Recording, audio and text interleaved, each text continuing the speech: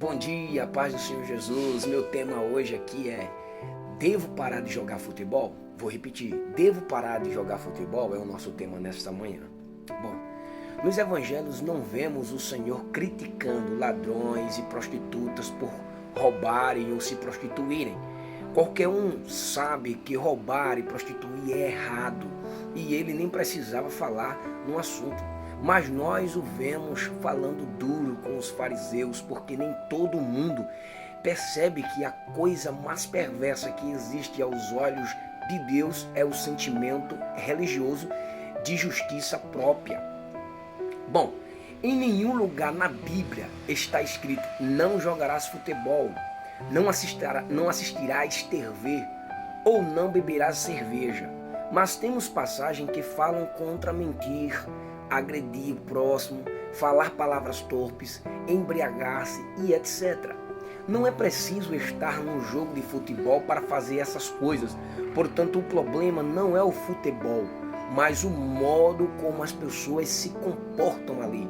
Já vi muito esporte sendo praticado por grupos de irmãos de forma limpa e sadia, sem agressões ou palavrões. Parar de praticar o esporte porque ali alguém falou palavrão é como a piada do sujeito que pegou a mulher no sofá com outro e decidiu vender o sofá para resolver o problema. Olha só. Bom, quando o Senhor conta a história do fariseu e do publicano no templo, dá para ver bem o fariseu inventando uma prática: jejuar 2 vezes por semana, para se achar mais justo que o publicano. Somos pessoas, amados, somos possessos, amados, a inventar coisas para nos sentirmos superiores a outros que não fazem o mesmo. Repare que o que ele está fazendo não é uma oração ou adoração a Deus, mas um louvor a si mesmo. Graças te dou porque eu não sou como os demais homens. Foi o que ele dizia. Em Lucas 18, 10 a 14 diz: 2 homens subiram ao templo para orar, um fariseu e o outro publicano. O fariseu, estando em pé, orava consigo desta maneira: ó Deus, graças te dou porque não sou como os demais homens, roubadores, injustos e adúlteros, nem ainda como este publicano. Jejuo 2 vezes na semana e dou os dízimos de tudo quanto possuo. O publicano, porém, estando em pé, de longe nem ainda queria levantar os olhos ao céu, mas batia no peito, dizendo: ó Deus, tem misericórdia de mim, pecador. Digo-vos que este desceu justificado para sua casa, e não aquele, porque qualquer que a si mesmo se exalta será humilhado, e qualquer que a si mesmo se humilha será exaltado, amados. Temos que entender isso. Bom, então o cristão que não bebe álcool vai olhar com aquele ar de superioridade religiosa para aquele que o bebe. Nem se dá conta de que o primeiro milagre de Jesus foi transformar água em vinho. O que usa terno para adorar a Deus aos domingos vai se considerar mais santo do que aquele que vai de jeans e camiseta e etc. O que não vê TV ou não vai ao cinema vai se considerar mais puro do que o que faz essas coisas. Muitos passam a fazer disso sua plataforma e acabam pregando leis, condutas e práticas ao invés do Evangelho, o que não é diferente do que os fariseus faziam. E o apóstolo Paulo condena em sua carta aos Gálatas: nossa carne adora parecer religiosa. Por outro lado, para essas coisas como jogar futebol, tomar cerveja, usar roupa da moda, assistir TV e etc., o crente deve ter sempre em mente que elas podem se tornar um tropeço quando ele próprio não souber controlar isso e ser moderado na forma como usa dessas coisas. Trata-se, portanto, de uma questão do exercício pessoal de cada um para com o Senhor Jesus. E não se e não de se preocupar com uma lista do que pode e não pode. Bom, o cristão que pratique um esporte com amigos por diversão e saúde é bem diferente de um que esteja dominado pelo esporte, tornando-se fanático e negligenciando sua comunhão com Deus por causa do esporte. A todo momento vemos torcedores brigando e matando uns aos outros. Obviamente, essa idolatria pelo esporte deve ficar longe do cristão, amados. Bom, um cristão que eventualmente tome um cálice de vinho ou um copo de cerveja durante a refeição não é a mesma coisa de um que esteja viciado em álcool e vive se encharcando de destilados nas festas, competindo com amigos para ver quem bebe mais ou se gabando da quantidade de latas e garrafas vazias em fotos nas redes sociais. A mesma passagem que condena a embriaguez também condena a glutonaria. Comer demais até a obesidade é tão pecado, amados, quanto beber demais até a embriaguez. Bom, em Gálatas 5:19-21 diz: porque as obras da carne são manifestas, as quais são adultério, prostituição, impureza, lascívia, idolatria, feitiçaria, inimizades, porfias, emulações, iras, pelejas, dissensões, heresias, invejas, homicídios, bebedices, glutonaria e coisa semelhante a estas, acerca das quais vos declaro, como já antes vos disse, que os que cometem tais coisas não herdarão o reino de Deus.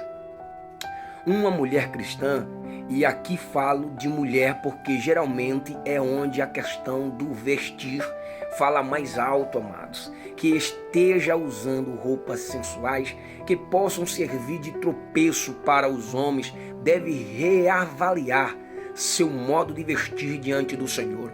Do mesmo modo, aquela que se veste notoriamente para chamar a atenção para seu modo religioso de vestir, deve atentar para o que isso causa em si mesma. Se quiser ser vista como religiosa, ela não será muito diferente daqueles que o Senhor critica nos evangelhos. Os que fazem suas orações para serem vistos pelos homens. Bom, em Mateus 6,5 diz: e quando orares, não sejas como os hipócritas, pois se comprazem em orar em pé nas sinagogas e nas esquinas das ruas para serem vistos pelos homens. Em verdade vos digo que já receberam o seu galardão.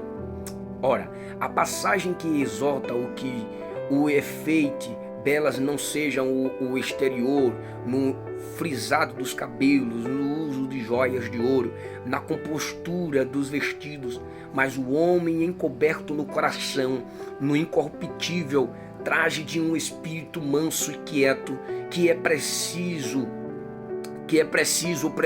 diante de Deus, não está proibindo o frisado dos cabelos ou o uso de joias e vestidos, amados, e vestidos chamativos, mas está dizendo que não sejam estas coisas o enfeite da mulher cristã, o enfeite delas não seja o exterior.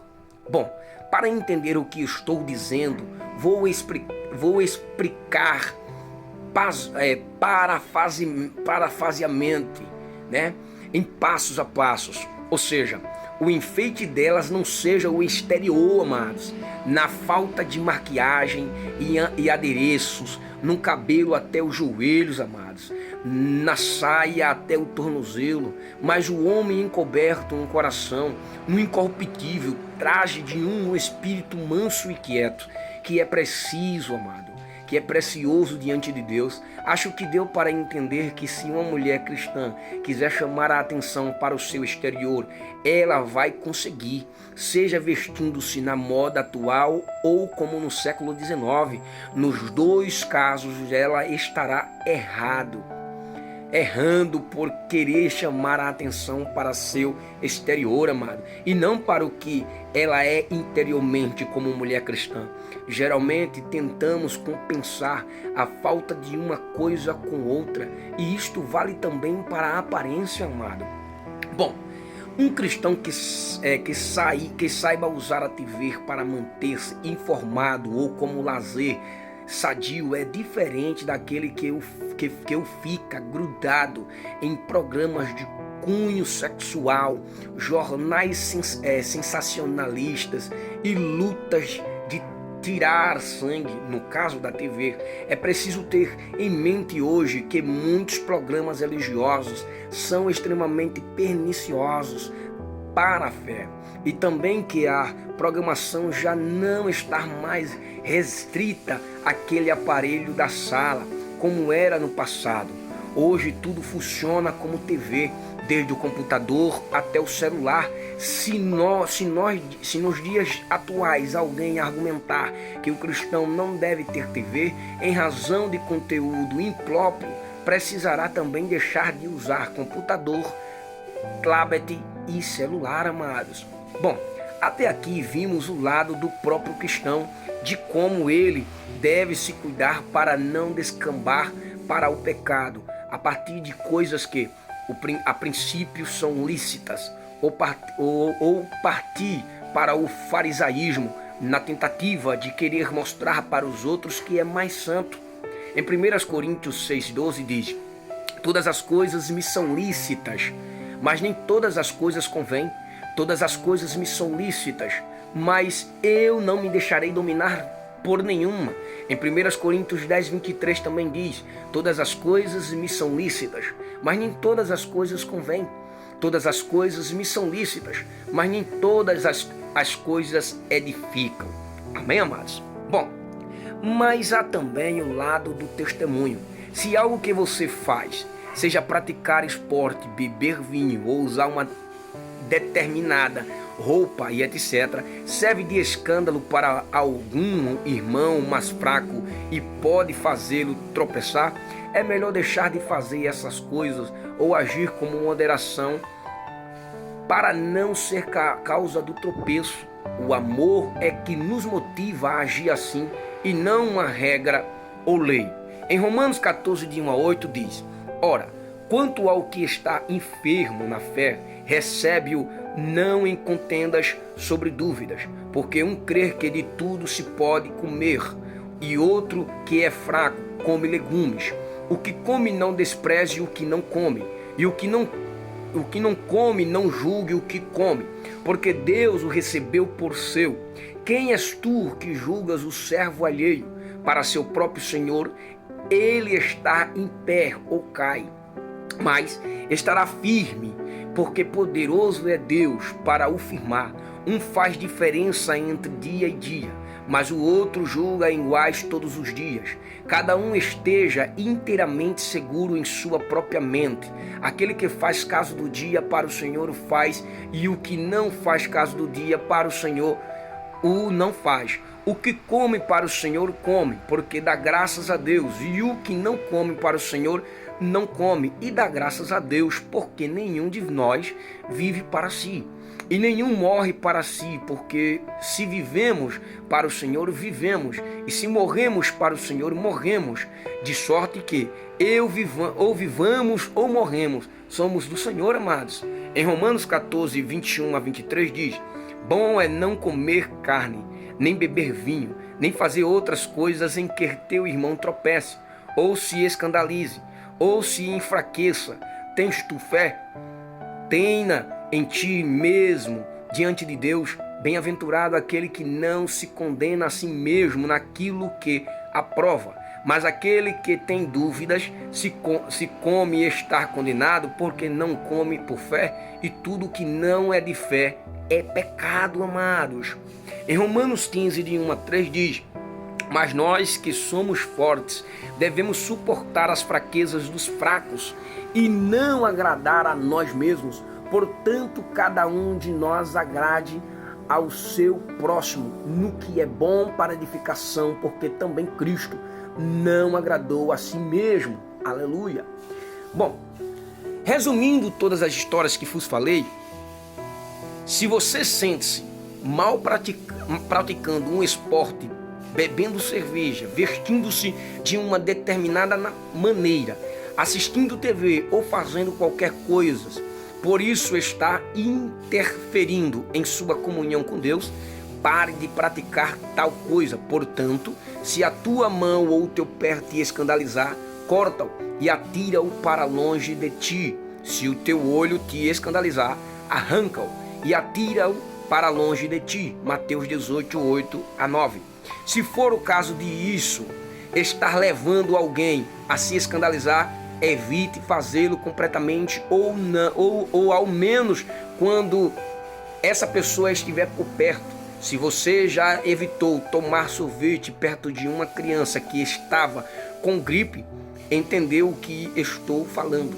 Peça ao Senhor direção a respeito das coisas, mas quais tem dúvida se deve ou não fazer. Bom, jogar futebol não é pecado.